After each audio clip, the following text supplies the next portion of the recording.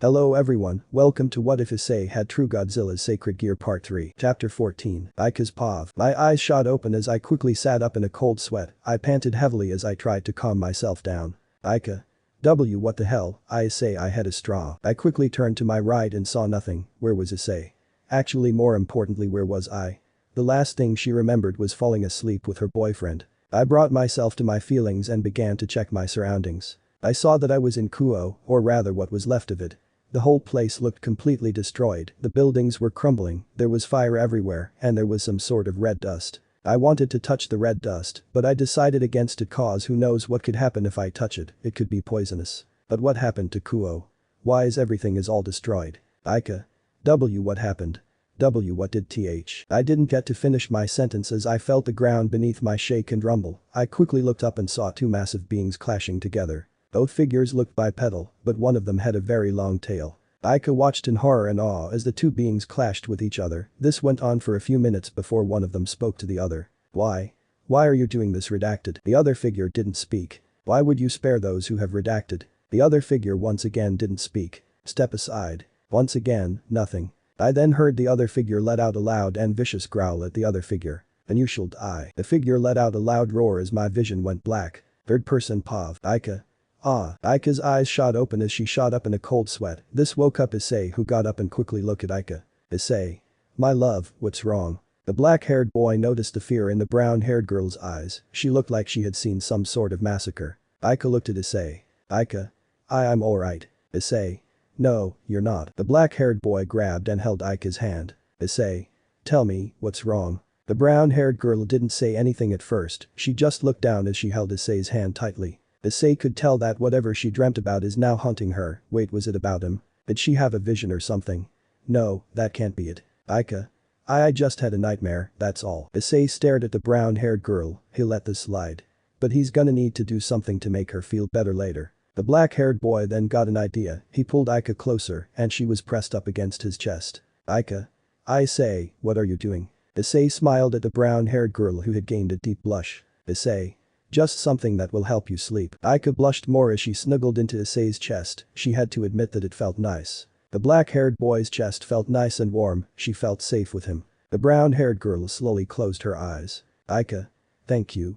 As Aika was snuggled into his chest, the black-haired boy smiled and kissed her on the forehead. Issei. You're welcome. With that, the black-haired boy closed his eyes and fell asleep as well. Time skip. The sun began to slowly rise up into the sky. Aika laid in her bed sound asleep.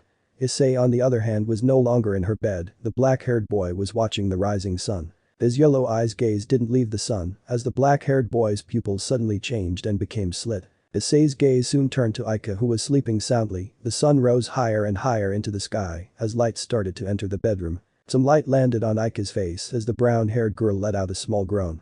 She slowly opened her eyes as she let out a yawn. Issei smiled slightly. Issei. Good morning, my love. Aika rubbed her eyes, getting the sleep out of them. The brown-haired girl then slowly looked up at the black-haired boy. She was taken aback by the fact his pupils were slits again, but she couldn't help but smile. Aika. Morning, Issei.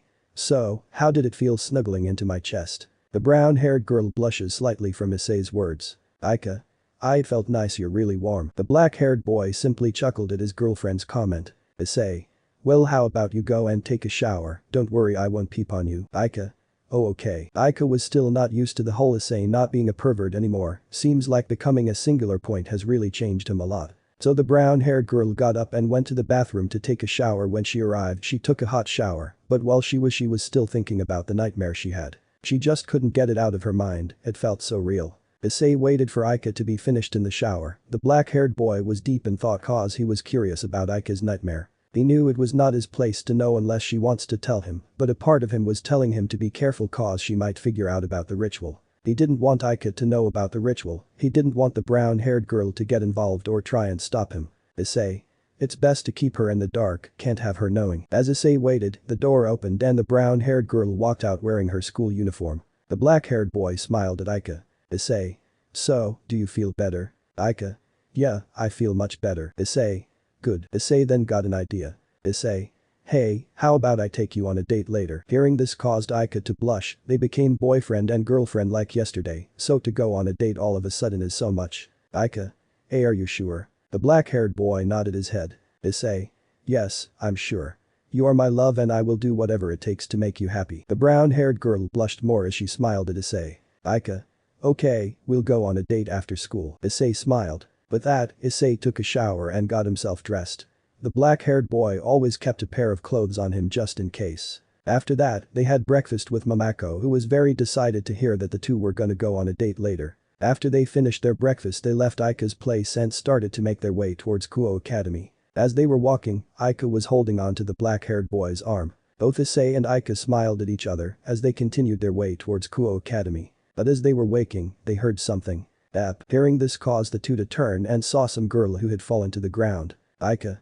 Oh, no. The brown-haired girl rushed over to the fallen girl. Aika. Are you okay? That looked like a pretty bad fall. Aika helped the girl up as Issei saw her veil fly off her due to the wind. This allowed the black-haired boy to see her appearance. He saw that she was a pretty young girl with long blonde hair and green eyes, her hair flowed all the way down to her back, with split bangs over her forehead and a single strand sticking out from the top and sloping backward. The blonde-haired girl smiled at Aika and Issei, the black-haired boy could feel the innocence pouring off her like wildfire. Thank you for helping me up, God bless you, Aika. It's no problem, I just did what anyone would do. Issei noticed the blonde-haired girl's stuff on the ground and began to pick them up. Issei. We haven't seen a nun around before, are you new to the area? Yes, I'm supposed to head to the church that's in this town, but unfortunately I got a little lost. The girl giggled nervously as Issei raised an eyebrow at her words. If the black-haired boy remembered correctly, that place is supposed to be abandoned. Issei. Strange. Aika. The old church. Isn't that place meant to be abandoned? Oh, is it? I was ordered to go there. Aika. It's okay, we can take you there. Right, Issei. The black-haired boy knew that something was off, but he decided to go along with it. Issei. Yes, we shall help you, miss. Asia. Oh, my name is Asia. And if it wouldn't be too much trouble. Issei smiled as he waved her off. Issei. It wouldn't be much trouble, also since you introduced ourselves. It's only fair that I do so as well, the name's Issei. Nice to meet you, Aika. And I'm his girlfriend, Aika. Asia smiled at the two. Asia. It's nice to meet you both. Both Issei and Aika smiled back as the trio started to make their way towards the church. As they were walking, Aika was talking with Asia while Issei remained quiet. But then the trio noticed a little boy up ahead crying. Issei saw that the boy had a scratch mark on his leg. Issei.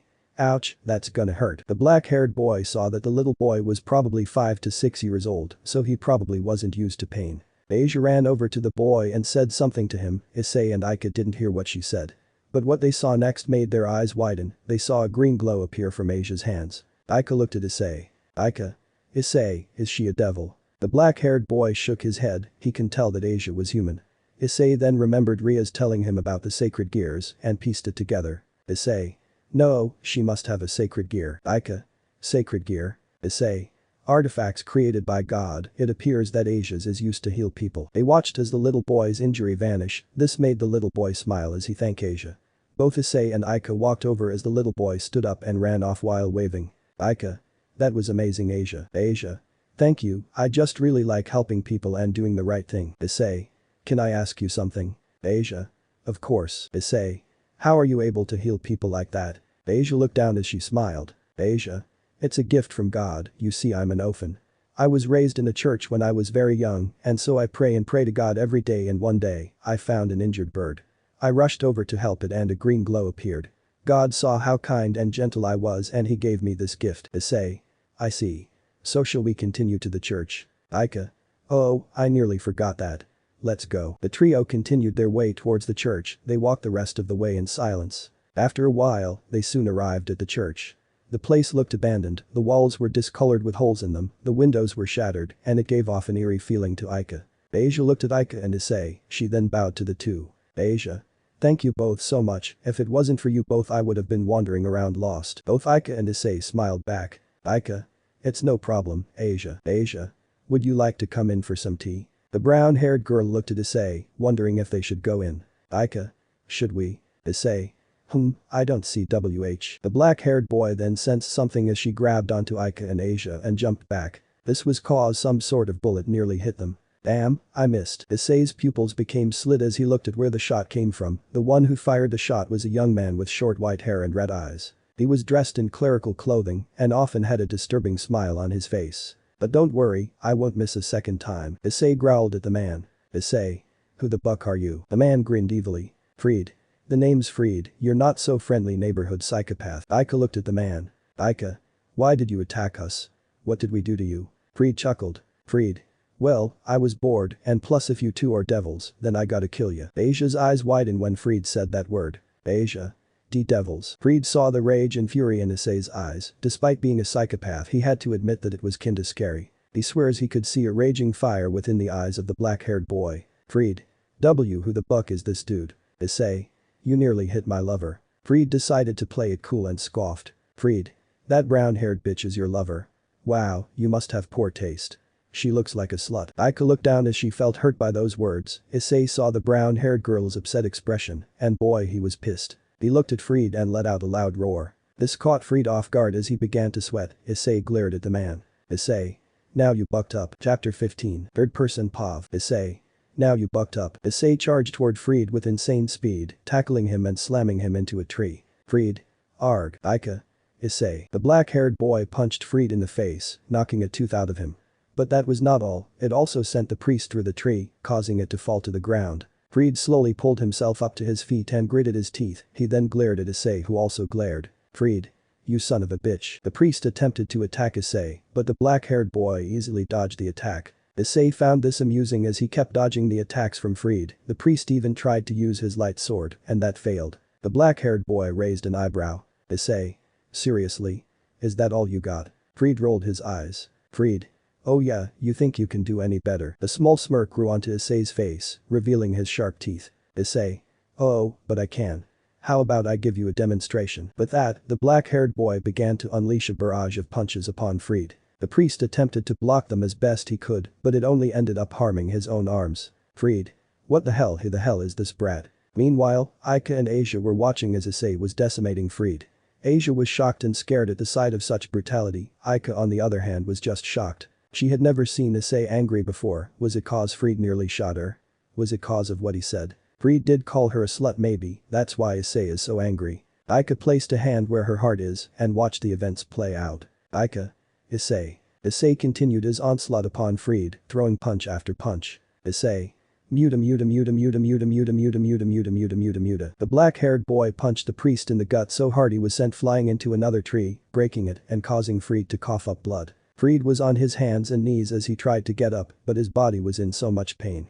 His arms and legs felt like all the bones were destroyed. The priest was also sure that he had some internal bleeding. Issei. I'm not done yet. Issei's pupils became even more slit as he unleashed a powerful and destructive roar-type attack. Aika and Asia covered their ears as Freed was hit by the attack, and it sent him flying. When it was done, Asia and Aika uncovered their ears and saw the destruction. Both brown-haired and blonde-haired girls were left shocked at what they saw. Trees tossed everywhere, and the ground looked like an atomic nuke exploded. Asia. As such destruction. Asia looked at Issei, one of the two people who had helped her get to the church. The person who was kind to her, but to the blonde-haired girl he was no longer that. What she saw was nothing but a brutal, terrifying monster. A monster that will destroy everything around it. Asia. He's a monster. That one word echoed throughout the blonde-haired girl's mind, that one word that will change her life completely. Freed groaned in pain as he couldn't move his body. Issei then walked over to the priest as his shadow loomed over him. The black-haired boy growled at the priest as his eyes were filled with hatred. He then raised his foot up and stomped on Freed's head. Issei. That is for calling my love a slut. He stomped on the priest's head again, causing a crater to form. Issei. That is for nearly harming her. He then stopped as a small blue globe began to appear in the black-haired boy's mouth. Issei. And this is for existing. Issei slowly opened his mouth wide as a blue ring began to appear out of thin air. Aika watched and was about to stop Issei. She didn't want him to kill anyone, he didn't need to. He didn't need to go this far just because she was called a slut. However, before the brown-haired girl could do anything, Asia charged forward. Aika's eyes widened. Aika. Asia no. This got both Freed and Issei's attention as they looked over at the blonde-haired boy. Asia. Leave him alone, you monster. At that moment, a bright green light erupted from Asia's hand. Causing everyone to cover their eyes from the light. If they didn't, then they might have gone blind. Issei roared as he placed a hand on a tree, digging his fingers into the tree's trunk. The black-haired boy growled as the green light began to die down. When the light was fully gone, both Issei and Aika uncovered their eyes. Aika. Arg, my eyes. Issei quickly looked over at the brown-haired girl. The black-haired boy then ran over to her to see if she was okay. Issei. My love, are you okay? Aika rubbed her eyes. Aika. Why yeah, I'm okay Issei. Issei still took this chance to check out the brown-haired girl's eyes, he didn't want to take the chance. Aika soon grabbed Issei's hands. Aika. Babe, I'm okay. My eyes are fine. Issei. I have to make sure, I don't want you to lose your beautiful eyes. Aika blushed from Issei's words as steam began to come off the brown-haired girl. The black-haired boy noticed and chuckled, but he then looked back to where the green light came from. Issei knew that that blow could only come from Asia, but why would she do it? She said something about a monster, was she talking about Issei? Why would she say that? After everything he and Aika had done for her, they had helped her, and this was how she repaid them. However, Issei does know one thing.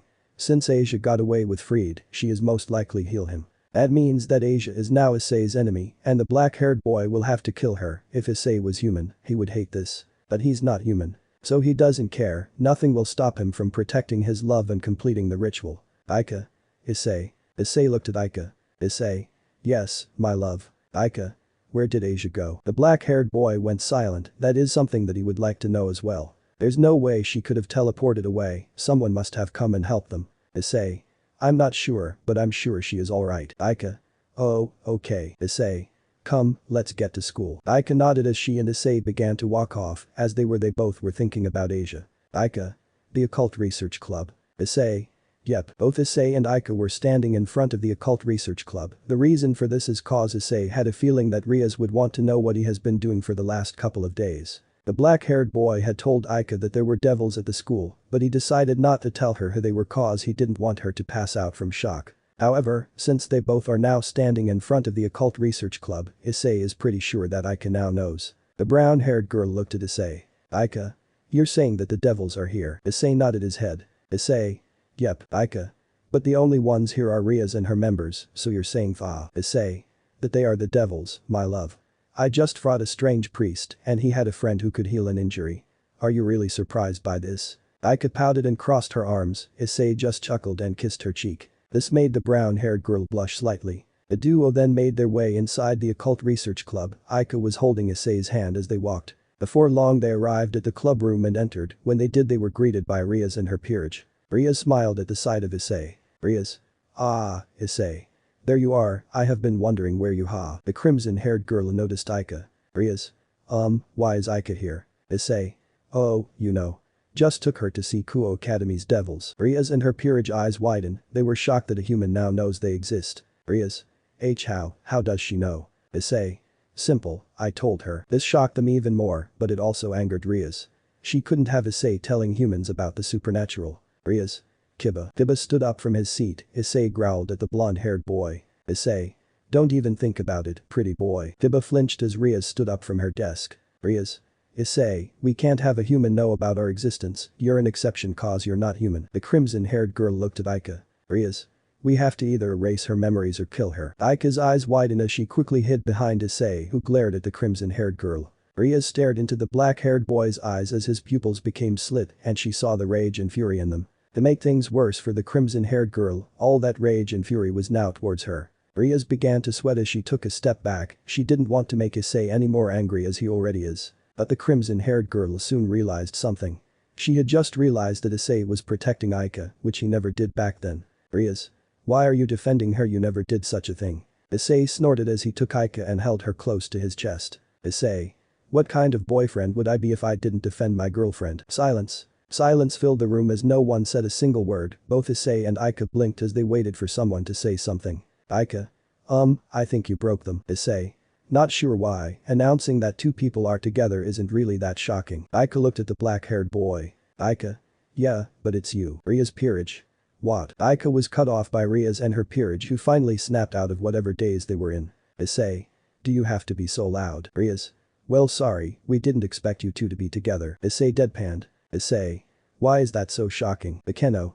Well, it's just that it's you and it's Aika. The black-haired boy looked at Akeno with his slit pupil eyes, causing the black-haired girl to shiver in pleasure. Issei noticed and sweat dropped. Issei. Geez, she is weird. Aika poked her head from around Issei, though she was on guard cause she didn't want to fight. She was only human, she didn't have magic or powers as Issei did. Aika. If it's okay, I won't tell anyone.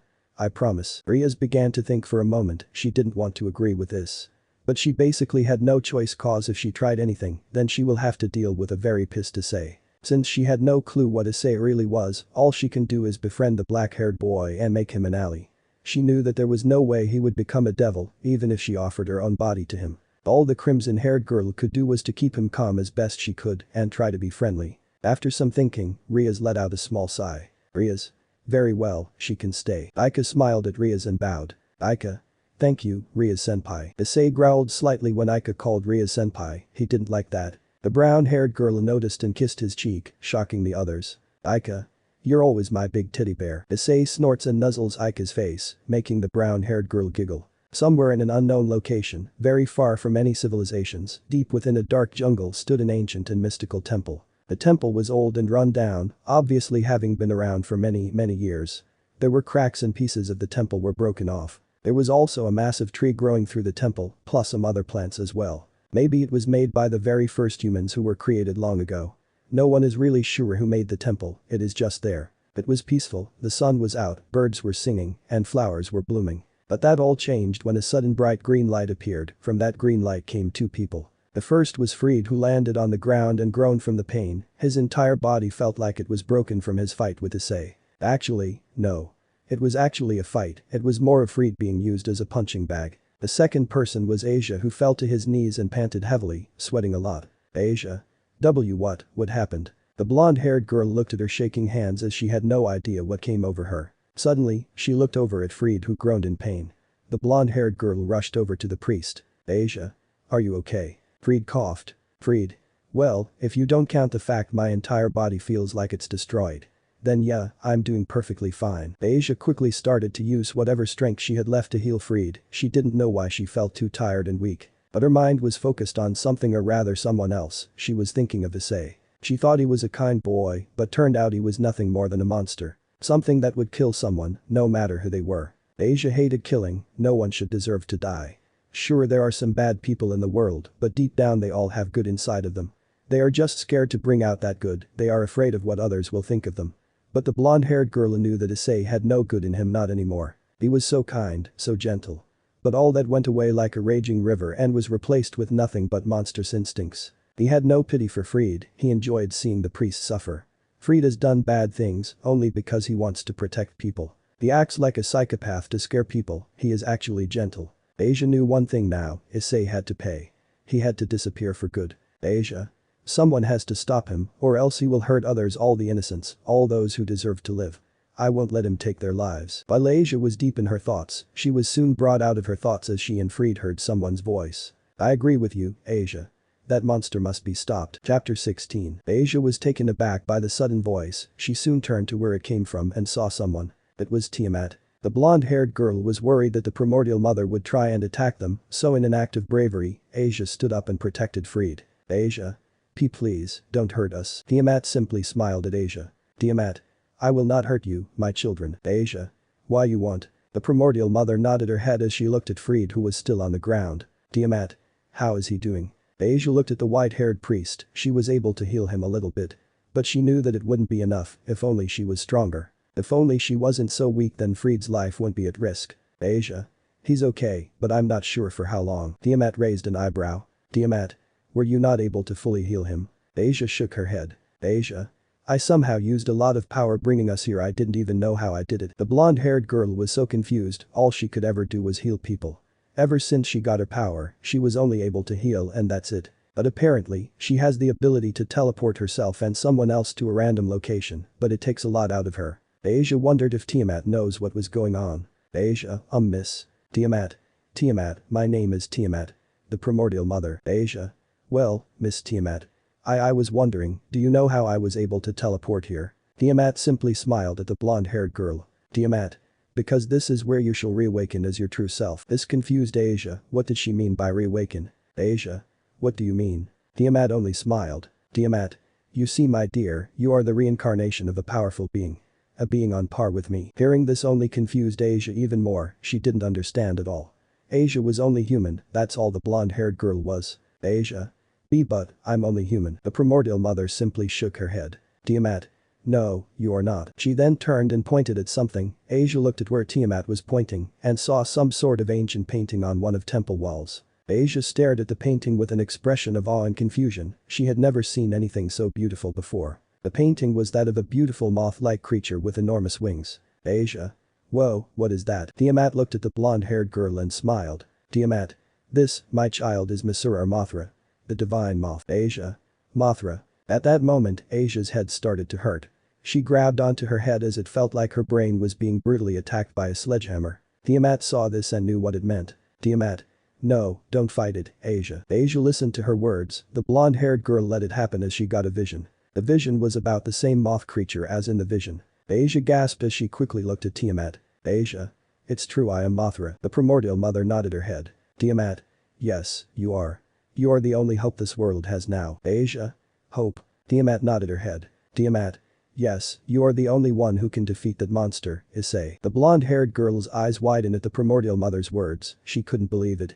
She was the world's only hope to defeat Issei and prevent him from harming innocent people. Asia. Why can't you do it? Tiamat sighed. Tiamat.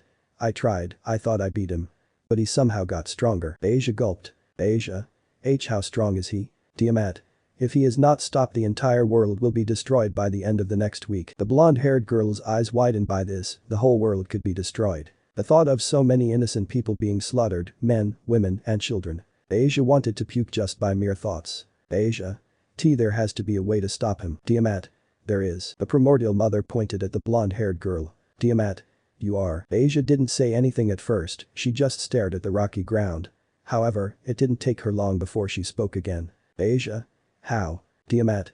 You will go through a metamorphosis, one that will alter you into your true form. Though it may take some time. Asia. I don't care. Tiamat was taken aback by the blonde-haired girl's sudden response. She watched as Asia looked up at her with determination in her eyes. Asia. I'll do it, we need to stop that monster. Tiamat. I see, but you know that you will not be human anymore. Asia.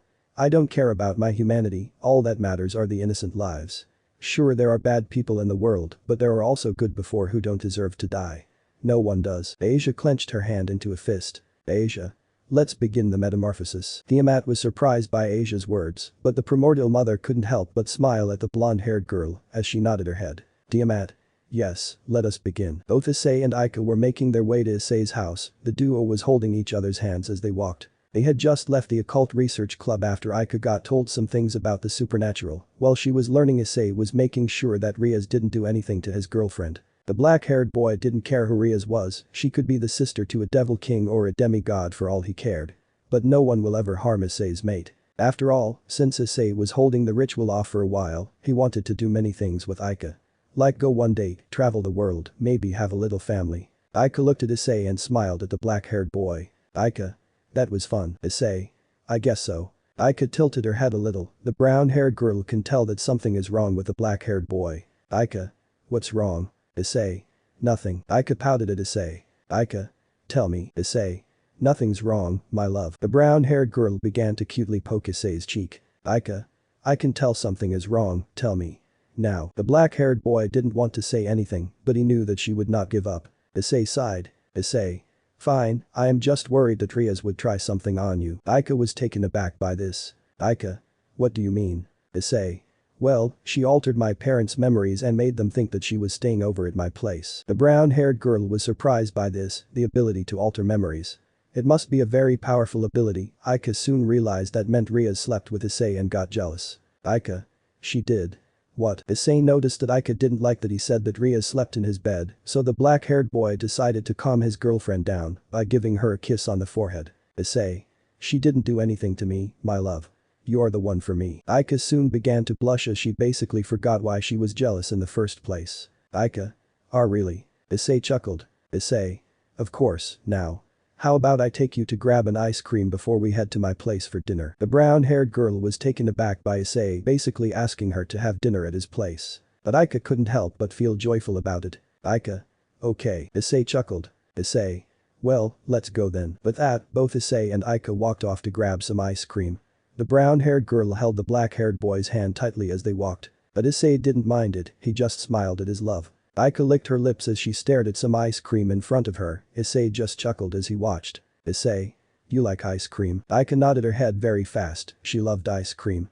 Ice cream was the best thing she had ever tasted in her life. Issei couldn't help but chuckle once again. Aika was like Kaneko.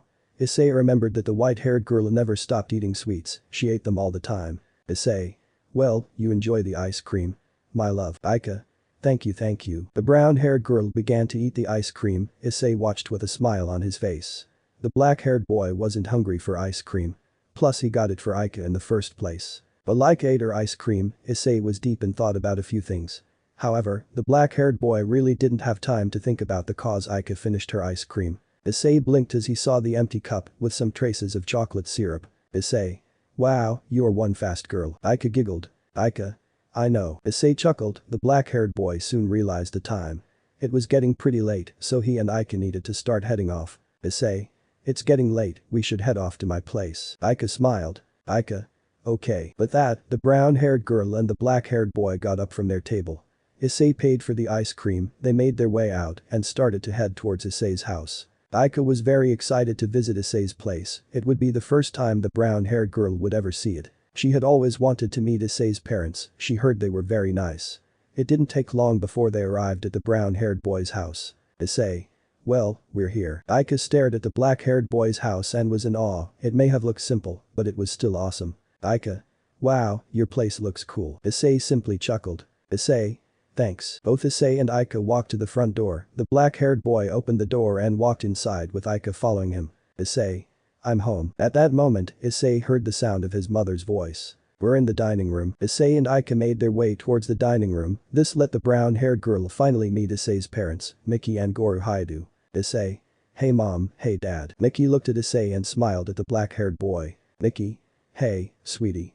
Welcome home. She then noticed Aika next to Issei. Miki. Issei, who is this girl? The black-haired boy smiled at his mother's question. Issei. This is Aika. She is my girlfriend. Hearing this caused both Miki and Goru's eyes to widen in complete and utter shock. Miki. Why your girlfriend? Goru. Why you're kidding, right? Issei shook his head as he kissed Aika on the cheek, causing the brown-haired girl to smile. Issei then looked back at his parents. Issei. Did that look like I was joking? Both Miki and Goru were silent as they couldn't believe it, their son had a girlfriend. However, Miki soon walked up to Aika and smiled at the brown-haired girl. Miki, welcome Aika. My name is Issei Hyoudou, I'm Issei's mother. Aika smiled at Miki. Aika. It's a pleasure to meet you. Goru chuckled a little as he got up and walked over. Goru. I am Goru Hyoudou, Issei's father. Tell me, Aika.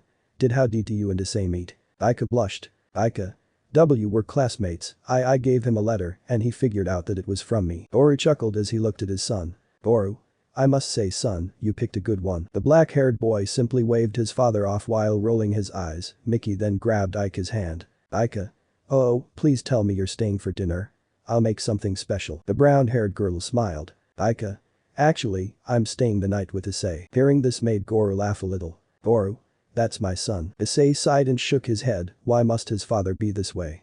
He was like this when Issei was perverted and he's still like this, sometimes the black-haired boy thinks he's got the wrong father. Issei. Yeah. We're going to my room, can you call us when dinner's ready? Nick looked at her son and smiled. Miki. Of course. With that, Issei looked at Aika and told her to follow him. The black-haired boy leads the brown-haired girl up the stairs and towards his room. When they arrived, they entered and Issei closed the door behind them. Aika smiled at her boyfriend. Aika. Your parents seem very nice. Issei sighed a little. Issei. Yeah, I apologize for my father's actions. The brown-haired girl waved it off. Aika. It's okay, babe. Issei smiled as he and Aika sat on the bed together. At that moment, the brown-haired girl got an idea. Aika. Hey, I came up with someone. You wanna hear it? This got Issei's attention. Issei. Sure. Aika smiled as she closed her eyes and began to sing some sort of lullaby. Issei listened to Aika's song as he smiled, it was the most beautiful thing he had ever heard in his entire life. The black-haired boy continued to listen to his girlfriend's song. However, his pupils soon became slit as he sensed something and growled. This got Aika's attention. Aika. Babe. Issei.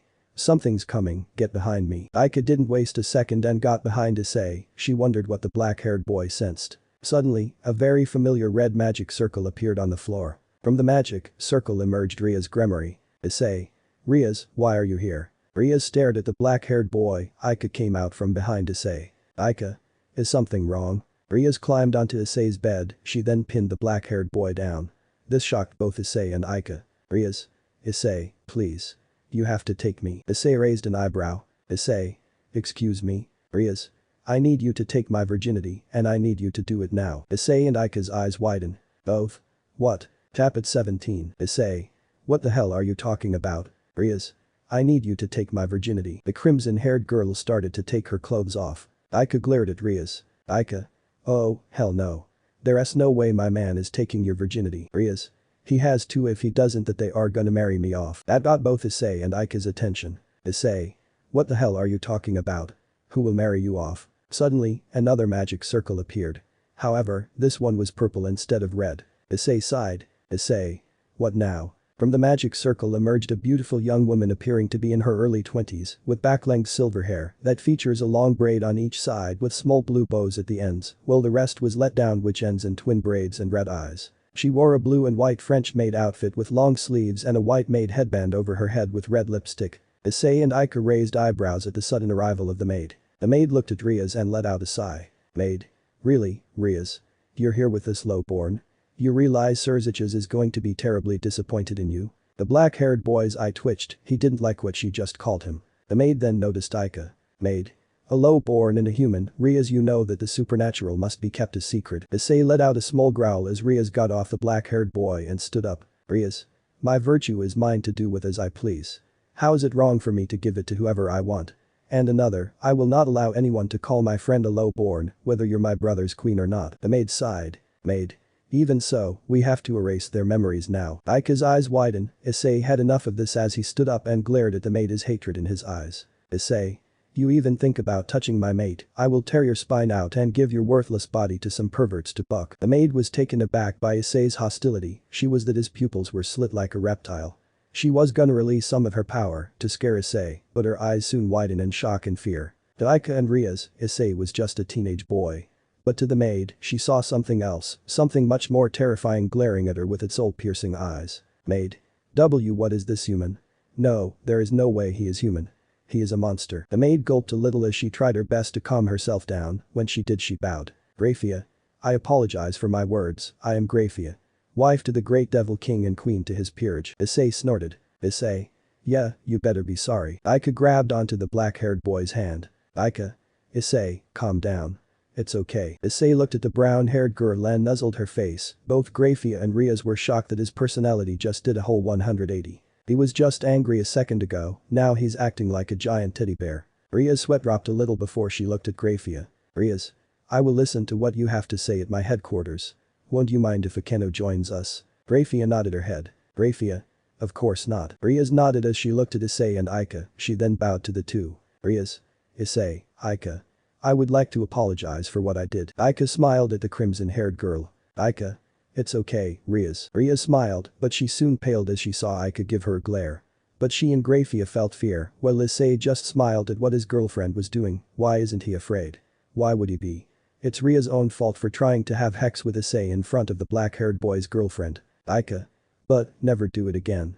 Issei is my man, do I make myself clear? The crimson-haired girl gulped and nodded her head very fast, she didn't want to piss the brown-haired girl off any more than she has probably already done. Rias. See Crystal, ma'am. Aika. Good. Rias chuckled nervously. Rias. Oh okay, I'll see you tomorrow. With that, both Rias and Graphia disappeared into the magic circle. Aika sighed, Issei smiled as he grabbed onto the brown-haired girl and nuzzled her chest. As Issei did this, his pupils slowly reverted back to normal. Issei. You know I could have handled that by myself. Aika smiled as she kissed the black-haired boy's forehead. Aika. I know, but what kind of girlfriend would I be if I didn't protect my boyfriend? Issei chuckled at this, the black-haired boy was really glad that he accepted Aika's feelings. If he didn't then he wouldn't be where he is now, being with the most beautiful girl. Issei. Ah, I'm really glad you sent that love letter. Aika.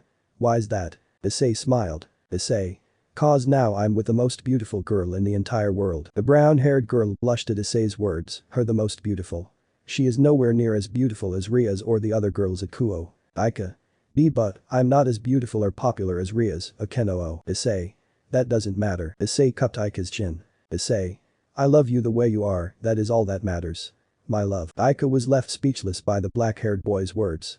She then grabbed Issei and kissed him on the lips. Issei wasn't surprised by this, he had a feeling that it would happen. So he let it happen and even kissed back, placing his hands around the brown-haired girl's waist. As Aika had her eyes closed, Issei on the other hand had his eyes open. His pupils became slit as they glowed yellow. He didn't care who he faces, no one shall bring harm to his mate. If there is even a single scratch on her, Issei will unleash the ritual and make everyone suffer. And he will make it as painful as possible. The sun began to rise over the town of Kuo once again as a new day had arrived.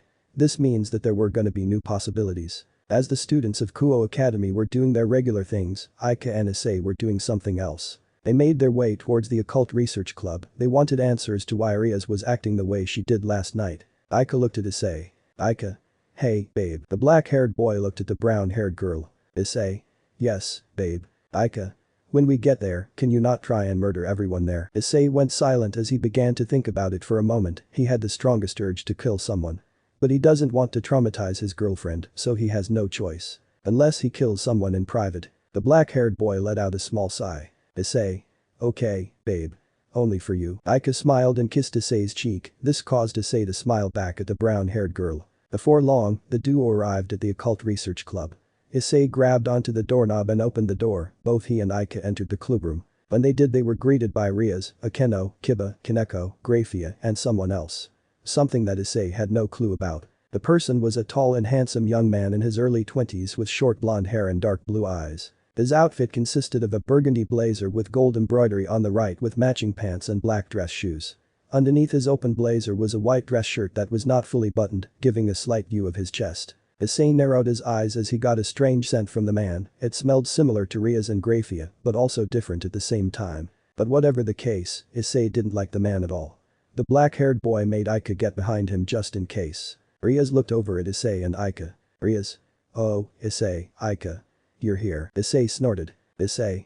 Yeah, you owe us an explanation on why you acted that way you did last night. Riaz nodded her head in understanding. She was gonna explain anything to everyone. But someone decided to show up and ruin that for her. The black-haired boy's gaze then turned to the blonde-haired man. Issei. But first, who the hell is this? Grafia. This is Lord Riser Phoenix. He is a pure-blooded devil of noble birth. He is the third heir in line for the House of Phoenix. That got Issei's attention. A phoenix. An immortal bird associated with Greek mythology says that the phoenix is capable of regeneration or can be reborn again by arising from the ashes of its predecessor. Some legends say it dies in a show of flames and combustion, others that it simply dies and decomposes before being born again. Issei had no idea that a phoenix would become some sort of the start of a bloodline, or immortal beings. Issei soon became more and more interested as a single word echoed throughout the black-haired boy's mind. Issei. Immortality. Akeno walked over to Riser and gave him some tea that she had prepared. The blonde-haired boy took it and took a sip. Riser. Lovely. The tea prepared by Riaz's queen is most delicious. Akeno bowed. Akeno. Thank you for the compliment, sir. With that, the black-haired girl walked away as Riser started fondling Riaz's hair. Issei just stood where he was with his arms crossed. He didn't see a point in getting involved. It was none of his business, so why should he care? Plus he and Riaz weren't friends, they were kin to aquatics. Even so, Issei still didn't care about Riaz or her friends. However, the black-haired boy didn't care what Riser was doing.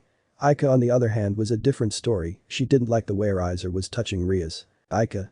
Hey, don't touch her like that. Riser looked at the brown-haired girl, sensing that she wasn't a devil. Riser. Why is a human in the presence of Riser? Get this disgusting creature out of my sight. Issei growled as his blood began to boil. How dare he say that about his mate? Riaz noticed Issei's growing anger. She needed to get Riser's attention off Aika before he does something he will regret. Riaz. Enough, Riser, for the last time. I will not marry you. The blonde-haired man grabbed Riaz by the chin. Riser. For the final time, Riaz. Riser bears the reputation of the House of Phoenix. Besmirching our good name is unacceptable. Aika. Hey, chicken breath, she said she doesn't want to marry you. Riser grew an annoyed expression as he looked at Aika. Riser. Silence, you disgusting insect. The blonde-haired man would then do something that left everyone shocked. He slapped Aika across her face. Everyone but Issei gasped in shock as the brown-haired boy fell to the ground. She held her cheek as Riser stood over her. Riser. I think it's time to teach you a lesson, then you will learn your place. Filth. Time seemed to slow down as Issei's growled more, his eyes glowed bright yellow, and his teeth became fangs. How dare he slap his mate? No one touches his mate and gets away with it. No one. Grafia was about to scold Riser for slapping the brown-haired girl. The blonde-haired man's mother didn't teach him to slap a lady.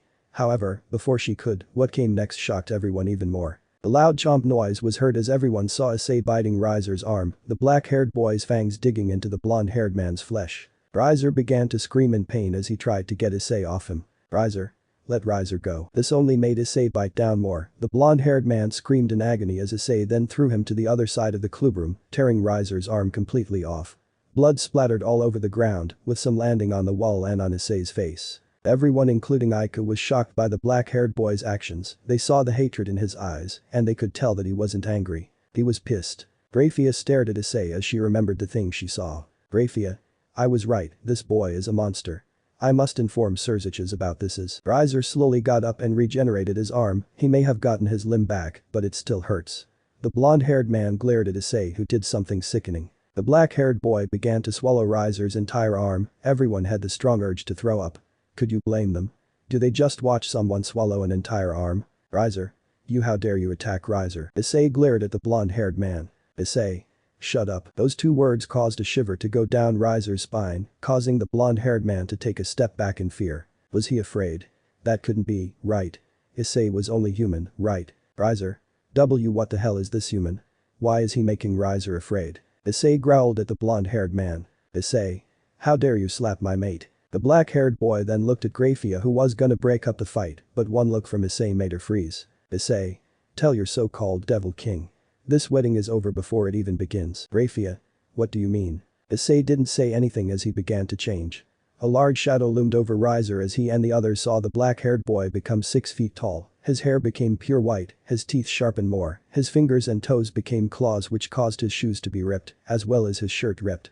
The dorsal plates and his tail also appeared. Riaz and the others could only stare at Issei in shock and fear. They had never seen anything like this before. They couldn't feel any magical power, but the pure bloodlust coming off the now white-haired boy was terrifying. Riser gulped in fear as he began to lose his color. He saw the rage within Issei's eyes. He had never seen the Devil King angry before, but the blonde-haired man can easily say that the rage in Issei's eyes was way worse. Riser. What are you? The white-haired boy grew a sinister grin as his dorsal plates began to slowly glow a menacing blue. Issei. I'm the Ferredu Apocalypse, and for slapping my mate. Your punishment is death. Issei's mouth began to slowly glow blue. He then opened it as several blue rings appeared. The ground began to shake and rumble as Riser could literally see his own death. He had a feeling that his immortality wouldn't be saving him. However, before Issei could unleash the attack, he felt someone hugging his arm. His eye looked and saw Aika. The brown-haired girl looked at the white-haired boy. Aika. Issei, I know he hurt me. But it's okay, I'm okay. The white-haired boy was glad that his mate was okay, but he still needed to kill Riser. Aika. Babe, please. Don't kill him, I'm sure there is another way of punishing him. Issei was gonna ignore Aika's words and simply kill Riser right here and right now, but he saw the look in the brown-haired girl's eyes, and he couldn't resist the look. With that, Issei came to his decision. The ring slowly disappeared as the blue glow died down. The white-haired boy closed his mouth and snorted. Issei. Alright then. He then grabbed onto Aika and started nuzzling her. The brown-haired girl smiled and kissed Issei on the forehead. Aika. I love you, Issei. I love you too. The white-haired boy then looked at Riser with a cold glare. Issei. Listen up, Riser. The wedding with Riaz is off, you got it. Riser was gonna protest, but since he nearly died. The blonde-haired man decided to not say anything and simply nod his head. Riaz gasped as small tears gathered in her eyes. She was free. She doesn't have to marry Riser, she can marry whoever she wants. The crimson-haired girl was so happy that she wanted to thank Issei.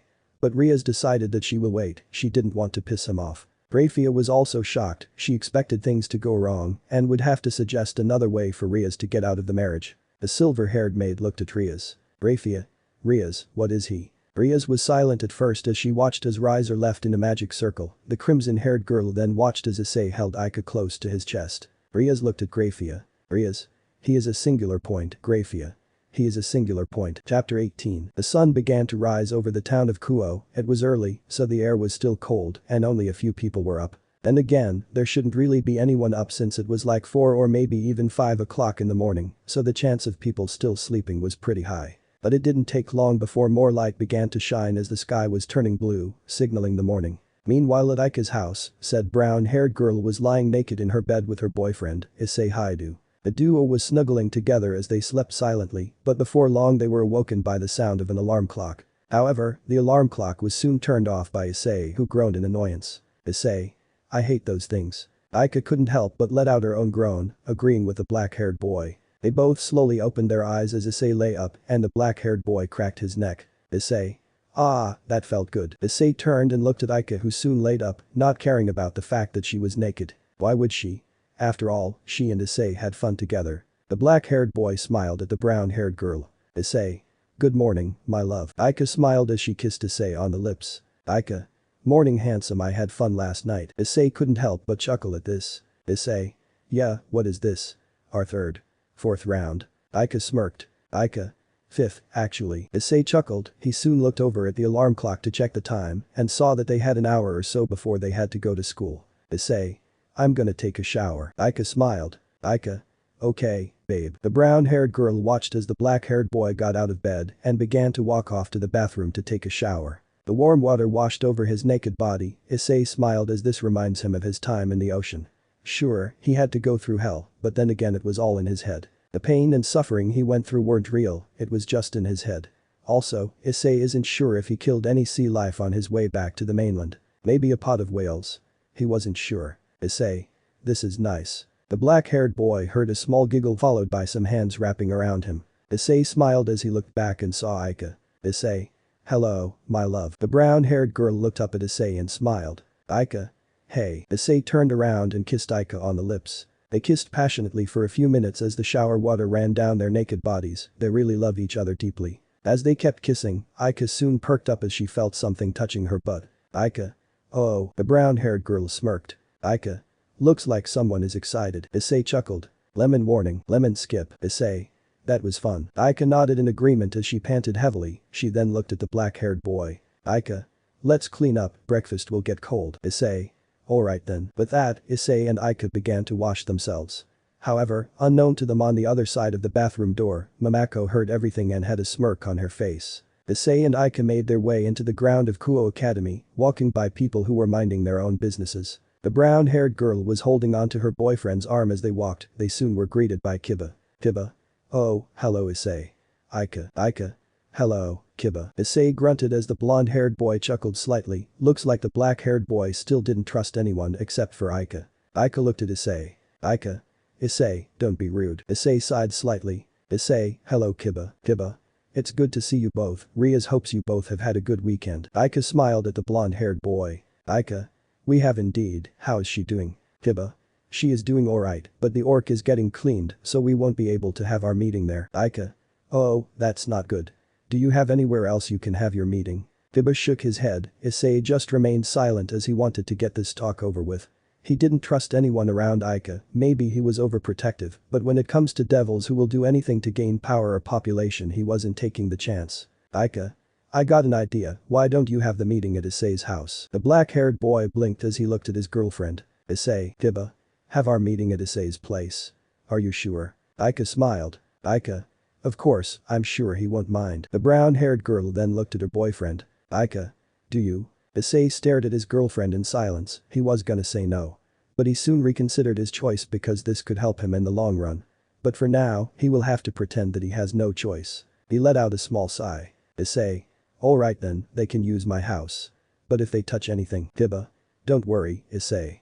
We won't touch anything that's yours. The black-haired boy snorted. Issei. Good. He then took Aika's hand and began to walk off with the brown-haired girl. They entered the school building and walked down the hallway in silence, but Aika soon spoke. Aika. You don't trust them, do you? Issei stopped walking as he slowly nodded his head. Aika. Why? Issei.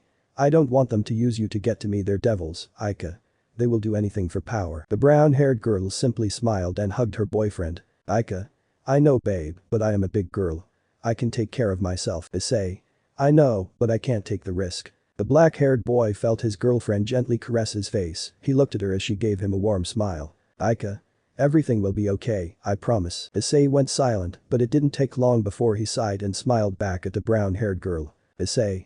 Okay. The two hugged each other, not caring if anyone saw them. Meanwhile with Asia, Tiamat, and Fried. Asia. This is it. The trio stood in a large stone room as there was a massive ritual circle on the ground with different symbols that represented something. Tiamat looked at the blonde-haired girl and nodded her head. Tiamat. Yes, this is the ritual circle that shall start your metamorphosis. Fried looked at the primordial mother. The priest had one of his arms in a cast. Fried. Metamorphosis. I thought this was gonna be like those bastard devils' reincarnations. Tiamat shook her head. Tiamat. No, this is different. When the ritual is complete she will be infused with divine energy and will have to be sealed in a cocoon, that way her body can change and become Mothra once again. Freed. Is it painful? Tiamat. If Asia wasn't the reincarnation of Mothra then yes, she would be in agonizing pain. But since she is, the metamorphosis will go smoothly. The primordial mother looked at the blonde-haired girl, she wondered if she was ready to begin. Once the ritual begins, there is no going back. She won't be human anymore, all the good times she had will be a thing of the past. Tiamat. Are you ready to begin, Asia? Tiamat didn't get a response as Asia was deep in thought. The primordial mother and Freed waited for the blonde-haired girl to respond. However, it didn't take long before Asia looked at Tiamat with determination within her eyes. Asia. I am ready, let us begin the ritual. Tiamat. Very well, lay down on the circle. The blonde-haired girl walked to the ritual circle and laid down on it, this was it. There was no going back now, someone had to stop Issei before he killed everyone. This has to be done. She must become who she really is, the divine Mothra. Chapter 19. Third-person POV. Issei let out a small sigh, the black-haired boy closed his arms as he had an expression of pure disappointment on his face. Issei. Why did I agree to this again? He was sitting in the basement of his parents' house, but he wasn't alone. Aika was sitting next to him, and the occult research club members were also in the black-haired boy's house. The reason they were there was that because apparently their clubhouse was getting cleaned or something, so they needed a place to have their meeting for the time being. Aika, Issei's girlfriend, suggested that they have the meeting in Issei's house. The black-haired boy didn't like the idea because he didn't want to have to deal with his parents. When he was his old self, Issei remembered that his mother always embarrassed him in front of people by showing them his baby pictures. He didn't want to deal with Riaz or Akeno teasing him, that job belonged to Aika. Then again Issei is normally the one doing that to the brown-haired girl. But yeah, Issei didn't want to deal with all that. However, it seems that even the Ferret-do Apocalypse can't resist the power of the puppy dog eyes. So he had no other option but to agree to have the meeting in his house. Aika hugged the black-haired boy's arm. Aika. Because you love me. Issei stared at his girlfriend and let out a small sigh, he then grew a smile. Issei. Yeah, I do love you. He then looked at Riaz who was drinking tea that was made by Akeno. Issei. Should you get started? Riaz. You're right, let's begin with this month's contacts. This got the club members' attention as they looked at the red-haired devil girl. Riaz. Akeno, 11. The black-haired girl smiled. Akeno. That's right. Riaz. Kaneko, 10. The white-haired girl was busy eating her chocolate bar, but she heard her master and nodded her head. Issei is still wondering to this day how the hell does she get the money to get all those chocolate bars, like how much does she spend on a daily basis? Riaz. Kiba, 8. Kiba smiled. Issei remained sitting where he was with Aika, but his mother soon came in with food she made for everyone. Riaz and the others thanked her for the food, but she soon brought out what Issei dreaded. The photo album. Issei. Mom, don't you dare. Mickey stared at her son and giggled. Mickey, sorry Issei. But I have to. Issei. Don't. The brown-haired woman opened the photo album and showed it to everyone, revealing all the embarrassing moments in Issei's childhood. The black-haired boy tried his best to stop them from looking at it, but Riaz had Kiba hold him back. Issei. Kiba, let me go. Kiba, sorry Issei. President's orders. Issei. Nuo. Like his first Halloween, where he dressed up as a grey lizard monster and did a cute roar. He was around 4 to 5 or maybe years old, he wanted to experience Halloween for the first time like all the other kids. He wanted to dress up like a superhero, but changed his mind and went with a lizard monster costume. It was a little big though, the hood would sometimes fall on his face and obstruct his vision. Girls. Kawaii. As the girls were gushing over the adorable picture, Issei on the other hand was in the corner sulking silently. Issei. Someone kill me. Kiba stared at the black-haired boy and was so confused, how could he go from being an intimidating beast that would threaten someone if they say the wrong thing to a sulking child? It made absolutely no sense whatsoever to the blonde-haired boy. Aika realized what was happened and walked over to the black-haired boy, she then began patting his back to try and calm her boyfriend down. Aika. There. Babe. Riaz turned over to the next page of the photo album, she then raised an eyebrow. Riaz.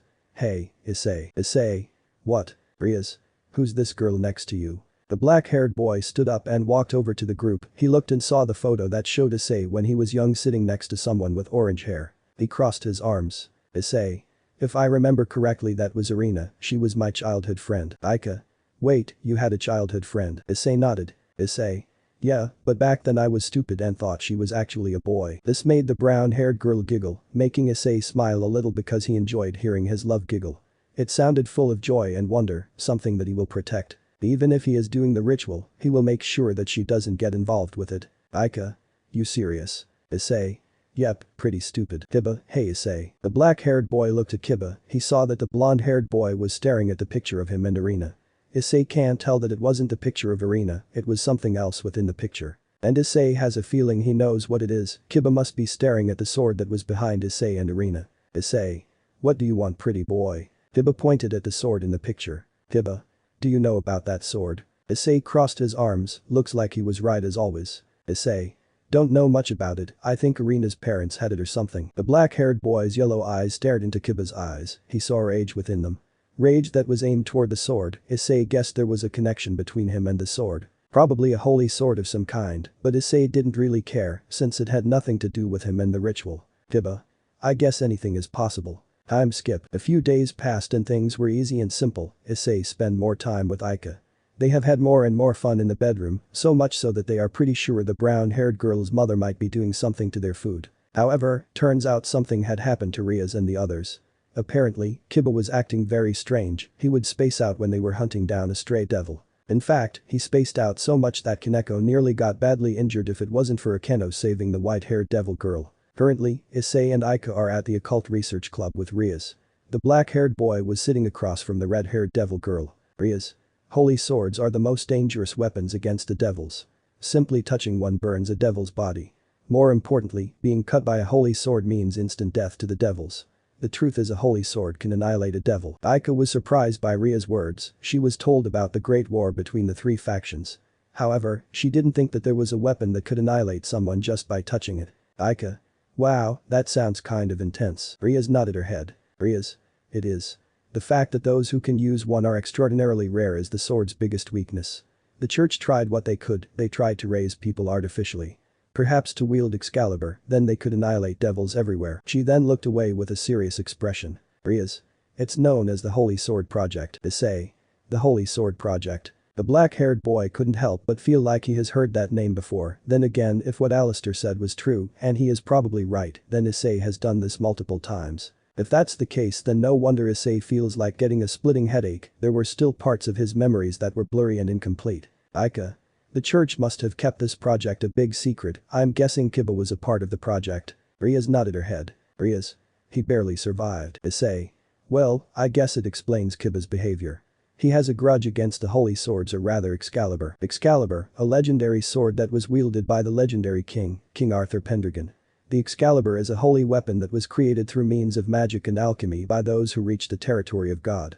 At some point, the original Excalibur was broken, and the pieces were made into 7 different swords, with the name Excalibur. Issei silently sighed, despite the fact that Excalibur was no threat to him or the ritual, he couldn't help but be annoyed with this pointless nuisance. It was a waste of his time, but if he has been through this before in his previous attempts, then there is no point complaining now. Meanwhile elsewhere. Outside of an abandoned church, 2 figures with white cloaks and a hood and one of them has a wrapped sword on the back. They entered the place and analyze it. It would seem that this place was a battlefield. Rumor has it that it had something to do with the devils. It's getting late. The first figure removed her hood to reveal that they were a girl with blue hair and a green stride. She then looked at her partner. Are you sure this is the right place, Irina? The one named Irina removed their hood to reveal that they were a girl with chestnut hair with twin ponytails. Irina. Of course, this is the right place, Zenobia. I used to live here 7 years ago, give me a little credit. She then took out a photo that showed her younger self with Issei. She looked at the photo and smiled. Irina. You think he remembers me? Zenobia. I don't know, I do not know your friend. Let's just hope he isn't involved with the devils. Irina. Oh, we don't have to worry.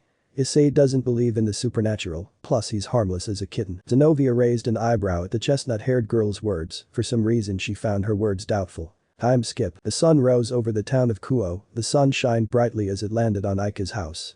Issei was sleeping soundly in a bed, but he was soon awoken when the light of the sun shined onto his face. This caused him to stir slightly as he slowly opened his yellow eyes. He slowly laid and cracked his neck, he then realized 2 things.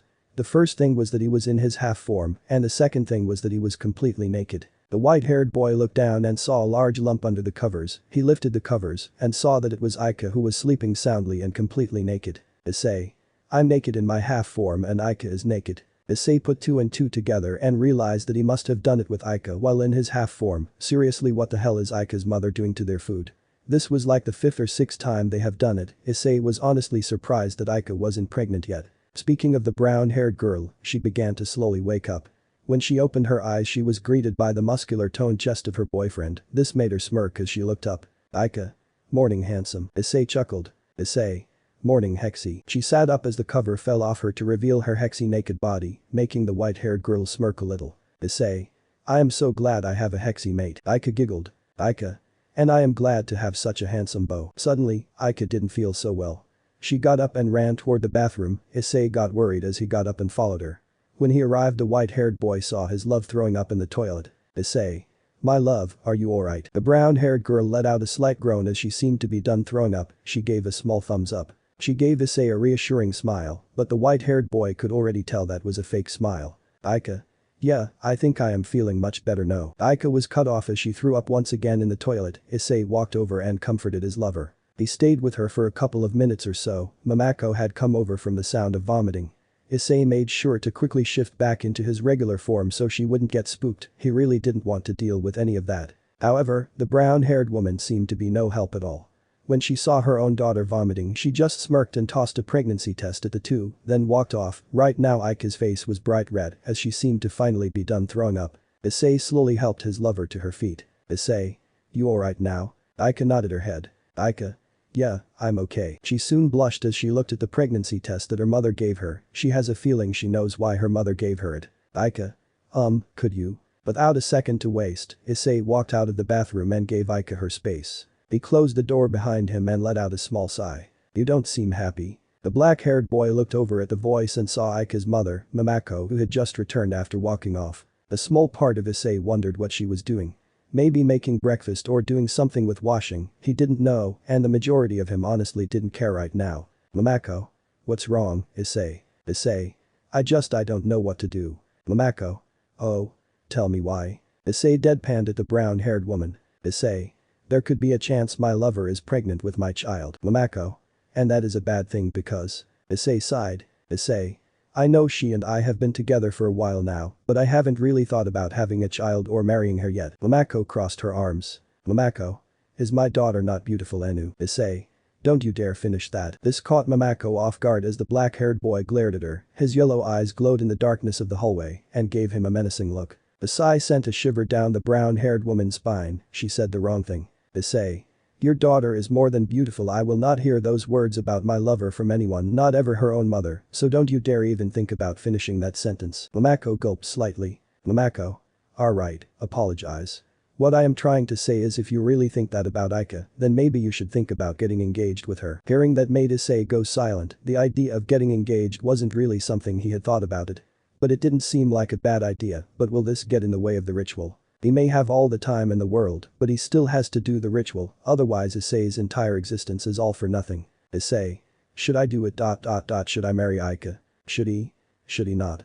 Issei wasn't sure anymore. Why was he struggling with such a stupid question? It was frustrating and damn annoying. Issei. Do you really think I am worthy of marrying her? Mamako stared at the black-haired boy. She stared into his yellow eyes. Despite the aggressive comment a moment ago, she can tell that Issei deeply cared about Aika, and she knew that her daughter cared about Issei as well. She has seen her daughter talk about the black-haired boy in the past, saying that he was cute and whatnot. Mamako found it cute because it reminded her of her days at school. She was a young girl, and she fell in love with someone. So Mamako's answer to the black-haired boy's question was obvious. She smiled at him. Mamako. Yes, I believe you are worthy of marrying my daughter.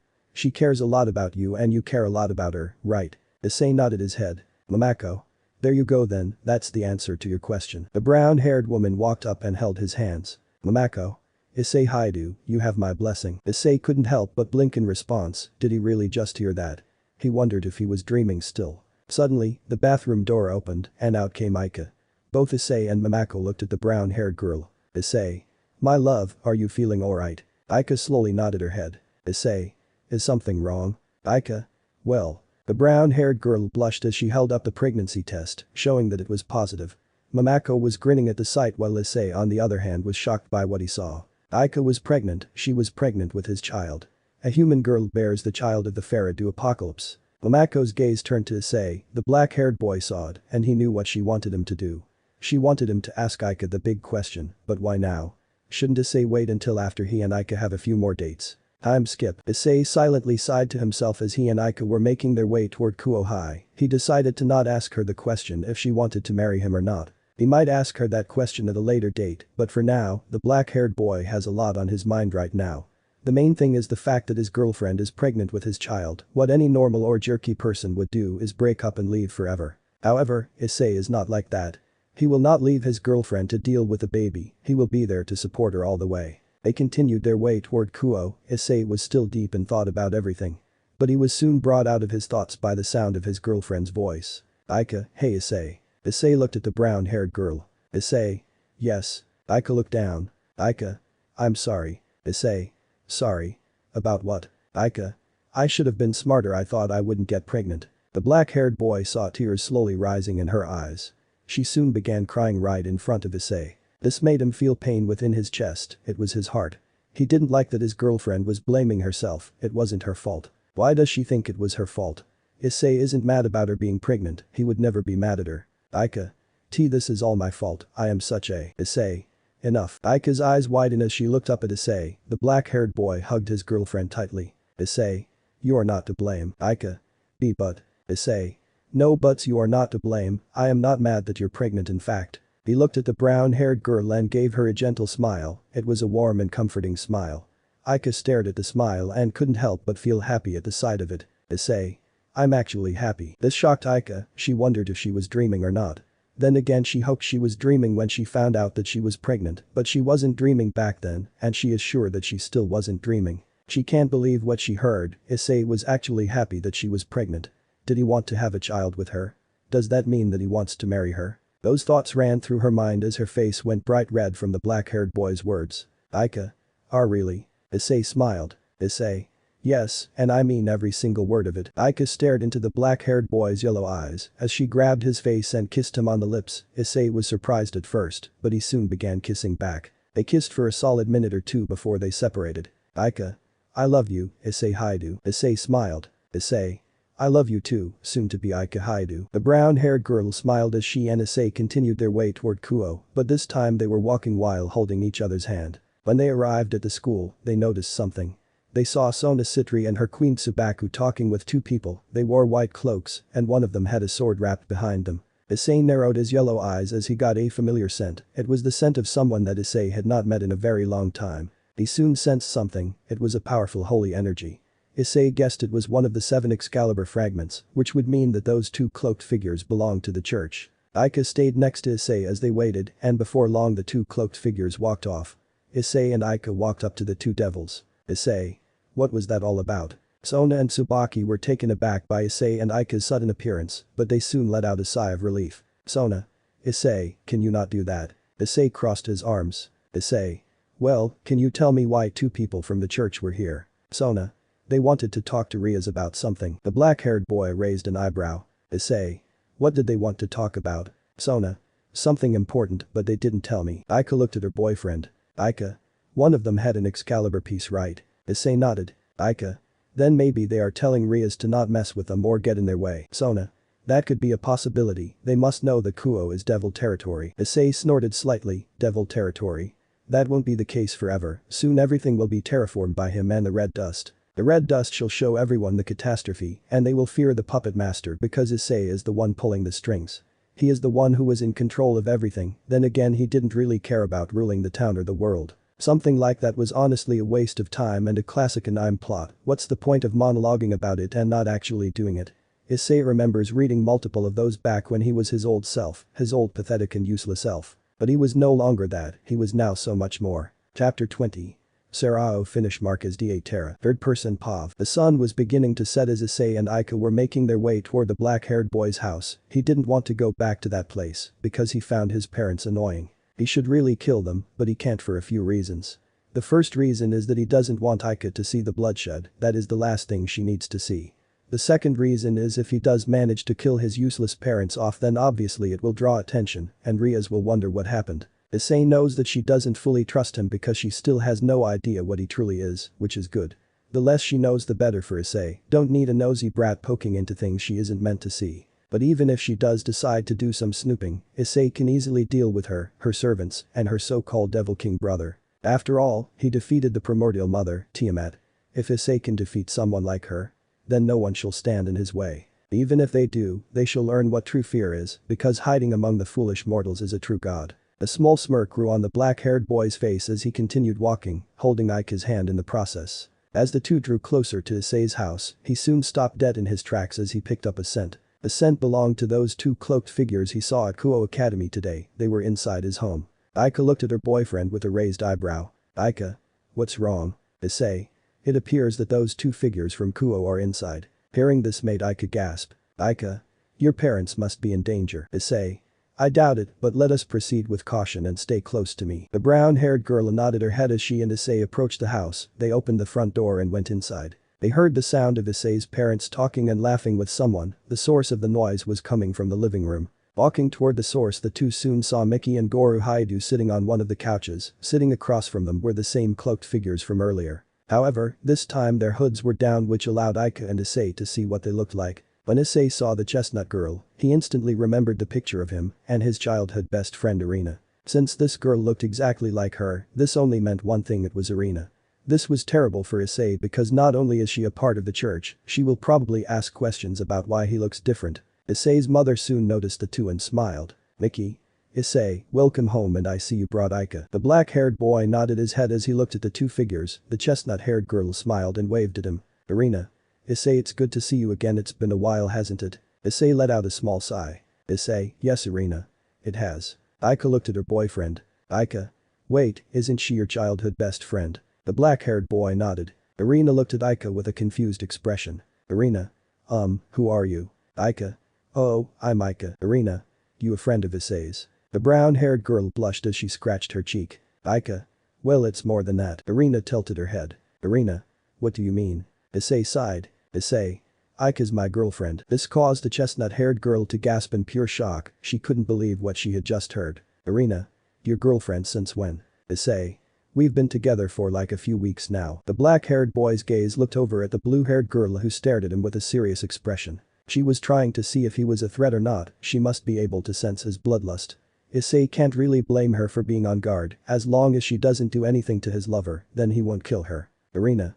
Anyways, I'm happy to see you again, Issei. Irina hugged Issei, surprising the black-haired boy. He honestly didn't expect her to do this, but can't really blame her because he used to be her childhood friend. Aika glared at the chestnut-haired girl as she started to get jealous. She didn't like that another girl was hugging her boyfriend. Any girl would feel the same way if they saw something like that, but the brown-haired girl knew that Issei loved her and only her. Plus, she was pregnant with his child, which he is happy about. Issei noticed that Aika was getting jealous and let out a silent sigh. He can tell that this was gonna be one very annoying night. All he wanted to do was just go lay down in bed and cuddle with his lover. Time skip. Issei sat on his bed, shaking his head. Issei. That was annoying. The black-haired boy had to put up with his childhood friend and her complaining. To make it worse, his parents didn't allow him to leave without catching up with Irina. Issei was glad that Aika was with him, otherwise, he would have lost his mind. But now Irina and her companion had left his house, finally allowing the black-haired boy to go to his bedroom and relax. As Issei sat where he was, Aika walked over and hugged his arm. This made Issei look at her with a small gentle smile. Aika. You okay? Issei. Yeah, I'm alright. The brown-haired girl and the black-haired boy stared at each other, her chocolate-brown eyes locking onto Issei's glowing yellow eyes. They soon leaned in and began kissing each other with passion. I'm short. As they kissed, Aika wrapped her arms around Issei's, and he wrapped his arms around her waist. He tried to push his tongue through her lips, but she denied his entry. They stopped kissing as the black-haired boy saw Aika smirking at him. Aika. Sorry big boy, you won't be doing that. Issei chuckled as his arms went under her skirt and groped her ass. This made her gasp in surprise before she smirked. They then wasted no time in kissing each other again, but this time she allowed his tongue to enter her mouth. Aika moaned as she pulled him closer to deepen the kiss. Their tongues began fighting for dominance as Issei lifted his lover and allowed her to wrap her legs around his waist. They soon stopped kissing because of Aika's lack of oxygen. Issei on the other hand could survive with no oxygen. The black-haired boy then started to kiss Aika's neck, making her moan as she moved her head to the side, which allowed him more access. Issei smirked as he started to kiss, suck, and even gently biting his lover's neck. The brown-haired girl moaned louder as Issei started to unbutton her shirt. When he undid the last button, he stopped kissing her neck and stared at her open shirt, revealing her white bra. Issei chuckled. Issei. When did you start wearing white? Aika smiled. Aika. It reminds me of your half-form. The black-haired boy smiled. He decided to make it fair and took off his own shirt, revealing his muscular chest and six-pack. Aika smiled at the side as they went back to kiss each other, fighting for dominance. Issei's hand soon went for her skirt. He started to undo the button and pull down the zipper, taking her skirt off, which revealed her white panties. He admired the beautiful side in front of him. Issei felt like a lucky man. Issei. You're very beautiful, my love. Aika smiled at him. They began kissing once again as they started to fight for dominance. As they were kissing, the brown-haired girl began unbuttoning his pants. She pulled down his zipper and removed them, revealing his black boxers. She threw them to the floor as they stopped kissing, staring into each other's eyes with love and lust. Limend. Issei nuzzled Aika's neck, making the brown-haired girl smile. Issei. I love you, Aika. I love you too. Soon a lustful smirk grew onto her face as she stared into the black-haired boy's glowing yellow eyes. When she first saw his new appearance, she was taken aback by it. But now, she isn't bothered by it. In fact, looking is making her pretty hot. Aika. Now be a good boy and buck my ass. Issei smirked. Issei. As you wish, my love. Time skip. The next day, Issei and Aika woke up cuddling together. They got dressed, ate breakfast together, and went to Kuo. The day went on normally, but Kiba wasn't around, which gained the black-haired boy's attention.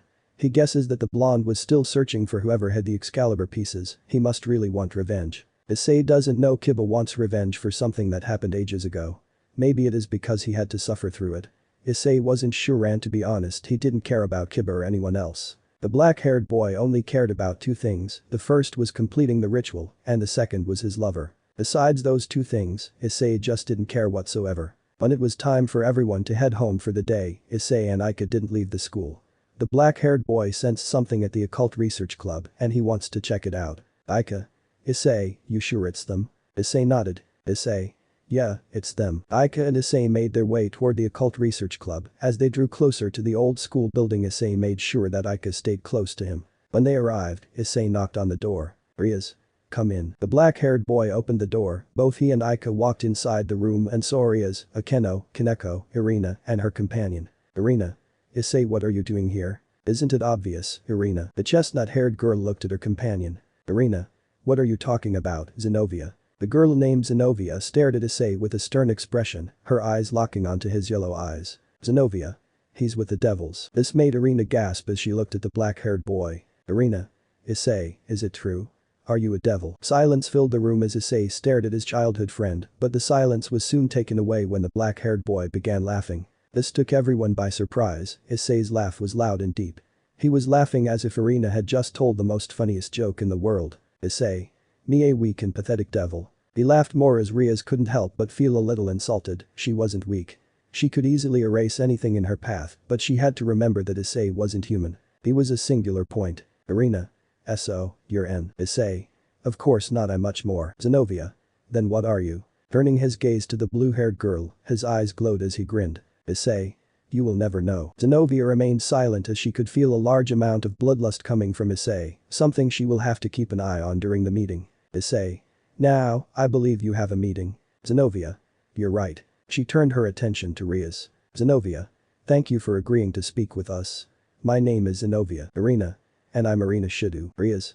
It's a surprise that followers from God want to speak to a devil. Issei silently snorted. There was no god besides him. But he was much more than a god, he was the Pharaoh to Apocalypse. He stood above all beings throughout space, time, reality, and dimensions. Irina. It does seem random, here's the thing. The church has 6 swords that we can account for, 3 are still with the church, and the other 3 were stolen by fallen angels. This shocked everyone except for Issei, who remained silent. Zenobia showed the wrapped-up thing that she had on her back, which was obviously a sword. Zenobia. These are the ones that are left, they were made from Excalibur. This one is mine, the sword of destruction. Irina then reveals some sort of white cloth around her arm. Issei sensed powerful holy energy from it. Irina. And then there's the one I have here. It's known as the holy sword of mimicry. T is an Excalibur mimic. Issei. That's a sword. Seriously? Riaz. Well, what is it you like for us to do for you today? Zenobia. Stay completely out of it. This is between the church and the fallen ones. We don't need you to interfere. Riaz. That sounds like an accusation.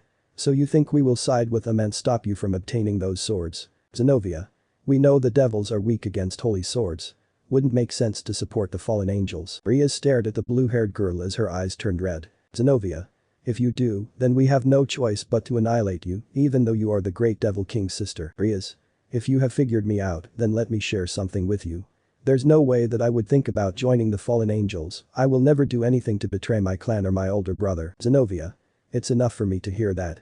I was told in headquarters just in case. I thought the little sister of Lucifer would be a fool. But looks like I was in the wrong. Rhea smiles. Rhea's.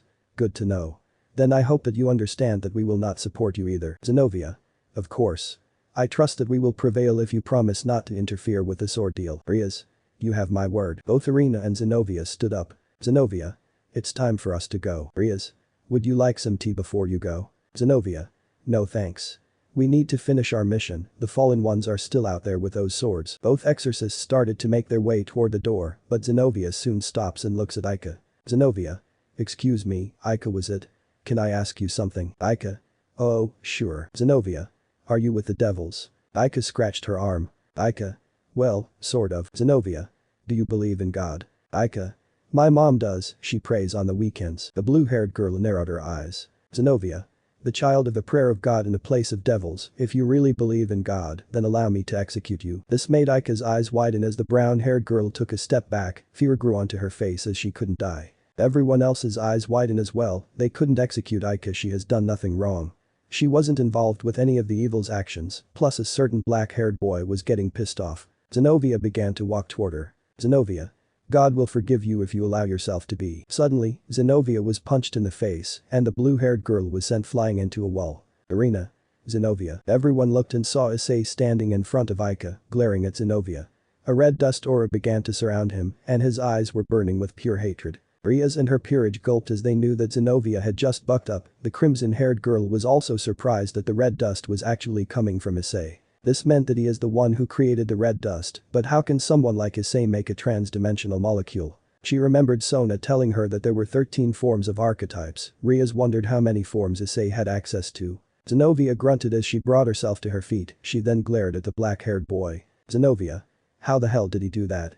I didn't even see him move at all. She gritted her teeth. Zenobia. Why did you strike me? Issei. Silence. When Issei spoke, it sent a shiver down everyone's spine. A low growl escaped his throat as he approached the blue-haired girl. Issei. I don't care about your mission or your pathetic Excalibur. He then grabbed Zenobia by the throat and held her up in the air. Issei. But no one, and I mean no one, tries to kill my mate or my child. Zenobia. Why your child? Rhea's looked at Aika, who was shocked by Issei's actions, but she was also blushing because he had just exposed their secret. Rhea's. Aika, are you? The brown-haired girl nodded her head. Aika. Yeah. I'm pregnant with Issei's child. The room was filled with gasps followed by complete silence. No one dared to say a single word. Rhea's and her peerage couldn't believe it. They just couldn't believe what they heard. How was Aika pregnant? She hasn't been with Issei for that long. Bekeno soon smirked. Bekeno. So, Aika. How big was he? The brown-haired girl blushed as Rhea's facepalmed. Rhea's. Bekeno. Bekeno just giggled. Issei glared at Zenvoya as he continued to hold her up by her throat, growling like a vicious beast. The red dust began covering the ground and filling the area around them, making it a little hard to breathe. He wanted to kill her. He was gonna kill her. There was no way he was gonna let her just walk away after trying to execute his mate. She must suffer. The blow glow slowly began to appear in Issei's mouth. Zenobia's eyes widened as she knew that he was about to attack her. However, the black-haired boy soon felt someone touch his arm. He swore that if it was Rhea's or Irina, he wouldn't hesitate to kill them as well. He looked and saw that it was Aika. Aika. Issei. Can you please stop? They're not our enemies also, it's getting hard to breathe. At that moment Issei dropped Zenobia and made the red dust aura die down. The ground, the walls, the couches, the table, and even the windows were covered with the red dust. Issei quickly turned and began inspecting Aika's body. Issei. Are you alright? Is the baby okay? The brown-haired girl only smiled as she grabbed hands and gently placed one on her face. She smiled at the brown-haired boy, their eyes locking onto each other. Aika. The baby and I are alright, Issei. There's no need to worry. Issei nuzzled Aika's face. Rhea's and the others watched as they were completely speechless at what they had just witnessed. 1 second Issei was ready to kill someone, the next he is calm and worried. They had to admit that it was a little cute. It showed that Issei was just some giant teddy bear. Zenobia on the other hand wasn't too happy about this. Zenobia. I hope you are prepared to take on the entire church. Someone like you will never stand a chance. Issei glared at the blue-haired girl, sending a shiver down her spine as his eyes were burning with hatred. He was so close to just ripping her spine right out of her body and using it as a pinata. He was actually curious about what he would get. That's perfect. I'll take you on. Everyone perked up at the sudden new voice, they turned their heads and saw that it was Kiba, who had a serious yet angry expression on his face. Zenobia. Who are you? Kiba. Your superior, nice to meet you. I'm Skip. Outside the old school building, Aika, Riaz, and her peerage were staring at a battle between Issei and Kiba versus Zenobia and Arena. While Riaz is worried about Kiba because he is going up against holy swords and pieces that are a part of Excalibur, she was more worried about what Issei will do to the two girls. The crimson-haired girl hoped that he will take it easy on them, she doesn't need any enemies with the church right now. Zenobia. Alright, let's begin. Both she and Arena removed their clothes to reveal their outfits, which were black leather suits. Issei raised an eyebrow. Issei. Seriously? If Issei was his old self, then he would be drooling like a waterfall. He was glad that part of him was now dead. Bekeno looked at Riaz with a worried expression. Bekeno. Are you sure it is alright to fight the people of the church without permission? Riaz. It's just an informal bout, not an actual official battle. Arena. If the higher-ups found out, then we're all in trouble. Arena took the white cloth off her arm and it transformed into a katana. Issei didn't look impressed at all. Zenobia unwrapped her sword and prepared for the fight. Zenobia. We'll do our best not to kill you. Kiba stared at the blue-haired girl as he started to laugh, confusing Zenobia. Zenobia. What's so funny? Kiba.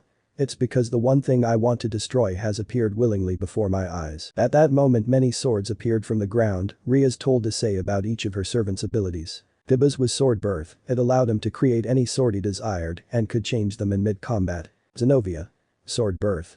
Now I remember, you are the sole survivor of the Holy Sword Project. Arena. Issei, is it totally you? Issei raised an eyebrow. Issei. Yes. Arena. I feel like fate is making fun of me, the best friend I grew up with is with the devils, has a girlfriend and an incoming baby. Why is this happening? The black-haired boy deadpanned at the chestnut-haired girl. Arena. My one goal is to wield a holy sword, move far away and help those around me. God must be testing my will to overcome this dramatic heartbreak. If I prove I'm strong enough, then I can be much closer to him. Issei. Yeah, whatever you say. Arena, I'm really sorry, Issei. This hurts me much more than it hurts you. But your sins will suffer the wrath of my Excalibur. She charged toward Issei, who just remained where he was. He watched as she jumped into the air with the sword above her head. Arena. Amen. Aika. Issei, watch out. Issei scoffed. Issei. Pathetic. Arena tried to slash Issei, but when the blade made contact something shocking happened, it just bounced off his skin. The black-haired boy simply crossed his arms, he didn't feel anything at all. Issei. Was that it? Seriously? I expected more from the legendary Excalibur. Arena. But how? A sinister grin grew onto Issei's face as his eyes glowed. Issei. Simple, I'm a singular point. He threw a punch at Arena, who dodged the attack. The punch hit the ground and caused a shockwave that nearly knocked the chestnut-haired girl off balance. Zenobia, who was still battling Kiba, noticed what Issei did and narrowed her eyes. How could someone like him have such strength and resist a strike from a holy sword? Even if he wasn't a devil, it was still a sword and should have left some sort of mark on him, but the blue-haired girl doesn't see a single scratch on Issei's body. On the sidelines, Aika, Riaz, and her peerage watched with a worried and shocked expressions on their faces. Bekeno. The Excalibur piece just bounced off him like his skin was made from something stronger. Kaneko. Must be tough armor. Riaz narrowed her eyes, she needed to figure out what Issei truly was before something terrible happened. He wasn't human, devil, Engel, fallen, dragon, yokai, vampire, or anything else Riaz could think about, it was so confusing to her. What the crimson-haired girl has been able to collect is that Issei is a singular point, but what exactly is that? What kind of species is a singular point? Bekeno. Just being touched by a holy sword is a huge disadvantage for Kiba. Riaz. Kiba's speed can manage her, but Issei is the one I'm worried about. Kaneko looked at the crimson-haired devil girl and tilted her head. Kaneko. Why? He seems fine. Riaz sighed. Riaz. I'm not worried about his safety. Aika looked at Riaz. Aika. You're worried about what he will do? She nodded her head. Arena continued to strike Issei, her Excalibur simply bouncing off the black-haired boy's skin once it makes contact with it. This was starting to annoy the chestnut-haired girl. Arena. You can't be this strong. Issei. Whatever you say, but you freaks really do love those toothpicks you call swords. Arena got annoyed by Issei's words. Arena. They are not toothpicks. A smirk grew on Issei's face. Issei. They're toothpicks. Say what? Arena. What? Issei. Ha. Arena pouted. Arena. Damn it. A chuckle escaped the black-haired boy's throat as he crossed his arms. Issei. Well, since you can't do anything to me, I think you should surrender. Arena narrowed her eyes. Arena. Never. Arena. The chestnut-haired girl turned her head and saw Zenobia. Behind her was Kiba, who laid on the ground. Zenobia. It's time, we are going now. Arena. But, I can still fight. Zenobia. Your Excalibur has done no damage to him and he hasn't done anything to you. The blue-haired girl looked at the black-haired boy, staring into his yellow eyes. Zenobia. He doesn't see you as a threat, he thinks you're beneath him. Issei chuckled. Issei. You're certainly smart. Zenobia narrowed her eyes as she wrapped her sword up and Irina turned her holy sword into the white cloth again. Zenobia then looked over at Rias. Zenobia. Remember what we talked about, Lady Gremory. They then put on their cloaks and started to walk off, but they were soon stopped by Rias. Rias. Just out of my curiosity. The two girls looked at the crimson-haired devil girl. Rias. If you don't mind telling which fallen angel stole the 3 Excaliburs. Zenobia. Yes, we know who did it. The leader of the Grigori, his name is Kakabiel. This gained shocked expressions from Rias and her peerage. Aika. Who are the Grigori? The Keno. A fallen angel faction. Rias. The two of you are after a leader class. Are you planning to die? Zenobia. We do what we must to keep the fallen angels from the holy swords. I'm willing to trade my life to annihilate them. Irina. We understand the anger, there was already one casualty. One of the priests that should meet us was killed. This gained Issei and Aika's attention, they remembered a certain priest. Issei. You mean that psychopath? What was his name again? Aika. His name was Fried, honey. Issei. Ah, yes. Peter whatever. The brown-haired girl rolled her eyes as she smiled. Rias. You had a run-in with him? Issei. Yeah, we were taking a blonde girl to the church and he attacked. This gained Zenovia's attention, she had a feeling that she knew who the black-haired boy was talking about. There was only one blonde-haired girl that would go to a church, Asia also known as the witch. The one that was banished because she healed a devil, why was she with Fried? It didn't matter, if she ran into her then she will eliminate her just like Fried. Zenobia turned and began to walk off. Irina. Zenobia, wait. The chestnut-haired girl looked at Issei. Irina. It was good to see you again, Issei. I'm glad you're still the same sort of. With that, she turned and began to run off after Zenobia. Issei sighed and shook his head, gaining Aika's attention as she looked at him. Aika. You okay? Issei simply nodded. Rias.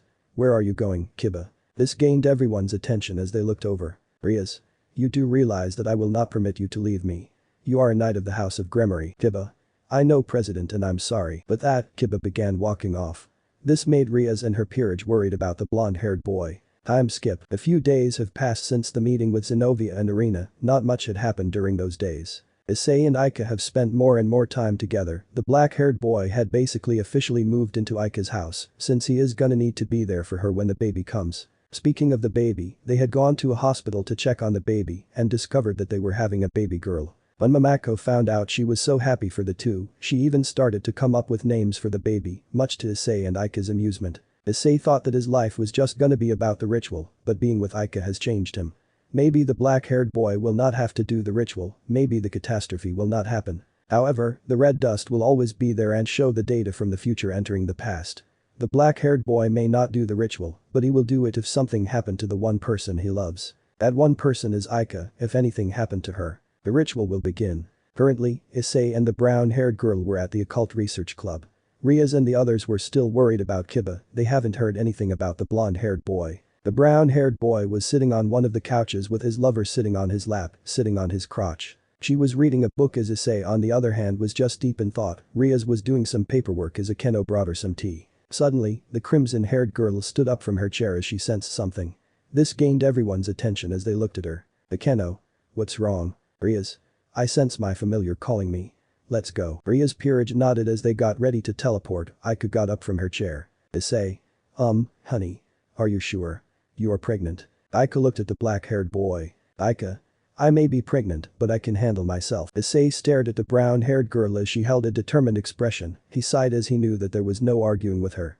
Once she makes up her mind, Issei has to go along with it. He just couldn't help but get a terrible feeling about all this. Issei. Alright, let's go. And so, Rias prepared the teleportation circle to her familiar's location. Everyone got on and teleported away. When they arrived they saw Ria's familiar in human form. They also saw Irina lying her head on Ria's familiar lap, her outfit almost destroyed as she was covered in bruises. Aika. Irina. Everyone rushed over to the chestnut-haired girl who slowly opened her eyes. Irina. I say. Issei. What happened to you? Where's your partner? Irina. I don't know. We got separated when he showed up. I couldn't defeat him, he was too strong. This got Issei's attention. Issei. Who is he? Irina then looked at everyone and slowly smiled. Irina. Please be careful. With that, she closed her eyes and fell unconscious. Aika. Irina. Suddenly, a blue light appeared from behind and from it came Sona, Tsubaki, and Saji. Rias. Thank you so much for coming, Sona. Sona nodded as she walked toward Irina. Sona. Of course, I came when I received your message. Aika. How is she? Sona. She's pretty hurt, but don't worry. I have the equipment at my house. She then looked at her queen. Sona. Tsubaki. Tsubaki. Understood. Tsubaki picked Irina up bridal style, she then created a teleportation circle and disappeared. Aika then looked at Riaz. Aika. You think Zenobia is alright? Riaz. Not sure, I'm more worried about Kiba. Akeno. Maybe he is with Zenobia. Riaz. Maybe. Suddenly, the sky became distorted as everyone looked up and saw someone floating in the sky. The person was a man with long black hair and red eyes and pointy ears. Issei also noticed that this person possesses 5 pairs of black wings. Kaneko. Fallen angel. Akeno. He has 10 wings. He's a leader class. It's a pleasure to meet you, daughter of the House of Gremory. I am Kakabiel. Issei. So that's Kakabiel. Riaz smiled at Kakabiel, but this was a fake smile because she knew that Kakabiel must be powerful. Riaz. The pleasure is all mine, but please call me Riaz. So you're the leader of the fallen ones. It's nice to meet a face with a name. The black-haired fallen grew an evil smirk. Kakabiel.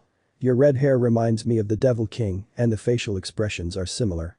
Just looking makes me throw up. Riaz then put on a serious expression. Riaz. So what are you doing here? Kakabiel. I like to do some damage while I'm here. Starting with your school and then the rest of the town. Riaz. Why attack our school? Kakabiel. If I do then Surziches will come to help his little sister. What do you think? Riaz. If you do that, then it will be a war of devils, fallen angels and angels all over again. This made Kakabiel laugh. Kakabiel. Better after stealing the Excalibur fragments. I thought Michael will come after me. But he sent a weak exorcist and 2 holy swords. Riaz's eyes widen. Riaz. That's what you want. To start the war again. Kakabiel grew a dark smile. Kakabiel. That's right. After the first 3-way war, I was so bored there was nothing to do. Azazel and Shemhazai were passive when the next one starts. Riaz. You're a complete war maniac. The black-haired fallen angel laughed. Kakabiel. Obviously. What do you think I'm using devils this time? I have Uriah's Gremory, Lucifer's little sister, and Usona Citri, Leviathan's little sister. Aika. You monster. Kakabiel eyed Aika, he didn't sense anything coming from the brown-haired girl. Kakabiel. Oh. A human. A sinister grin formed on his face as he gained a dark idea. Kakabiel. I have an idea. In an instant, Kakabiel disappeared only to reappear in front of Aika. He then grabbed the brown-haired girl by the neck and flew into the air. Issei. Aika. Riaz. No. Kakabiel chuckled. Kakabiel. I didn't think the sister of Lucifer would have a human with her. Issei growled as his eyes were filled with hatred, red dust slowly began to appear from him. Riaz and the others could feel the bloodlust and anger coming from Issei, and they were scared, they knew what Issei was like when he was angry. If anything happened to Aika then all hell will break loose. Riaz. Kakabiel, I suggest you let that girl go. Kakabiel. Oh. And why would I do that? Sona. You have no idea the danger you will face, let her go. Kakabiel. No. At this point, Issei's bloodlust and anger were no longer hidden. Kakabiel stared at the black-haired boy as more red dust began appearing from him. This made Kakabiel more curious as a smirk grew on his face. Kakabiel. Interesting. Suddenly, Kakabiel was kicked in the face by Aika. Aika. Let me go. She kicked him in the face, again and again, pissing off Kakabiel. Kakabiel. Will you knock it off? The black-haired fallen angel then did something that broke Issei, something that will be the end of everything. Kakabiel shoved his arm through Aika's body, causing blood to splatter onto the ground. If there was any glass around them it would have shattered at that very moment. Shocked expressions were slapped across Riaz, her peerage, and Sona's faces as they stared in horror. Kakabiel. Stupid girl. Kakabiel threw Aika toward the ground, Issei charged and caught his lover in his arms. Issei. Hey Aika. The brown-haired girl looked at the black-haired boy and grew a smile. Blood poured from her wound as the black-haired boy tried to stop the bleeding. However, Issei didn't know what to do. He didn't have any abilities that could heal his lover, plus his mind was panicking. He didn't know what to do. Aika. Issei, I love you. With that, Aika slowly closed her eyes as her body went limp in Issei's arms. Issei. Aika. He shook her shoulders, trying to get a response out of her. Issei. Aika. He shook her shoulders again. Issei. Aika. He shook her again. Issei. Aika, wake up. Tears began to slowly build up in Issei's eyes as he continued to shake his lover's shoulders, trying to wake her up. Issei. Aika, please.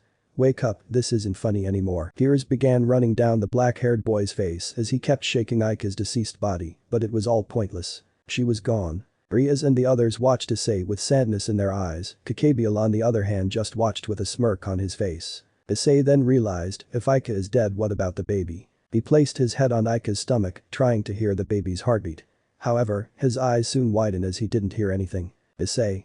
And no, the baby. The girls gasped in horror, they honestly forgot about Aika's baby. They were planning on having a girls' night out to celebrate the brown-haired girl's baby. Bakabiel began laughing. Bakabiel. Well, this was certainly fun. But now I must go. Issei slowly gritted his teeth as red dust began to pour out of the black-haired boy's body like a river. His rage began to build up as his blood was boiling like a volcano. He lost his lover. His unborn child. The last words that Aika spoke to him were echoing throughout his mind, repeating every single second. As his rage was building up, he remembered why he decided to stop the ritual, because he had Aika.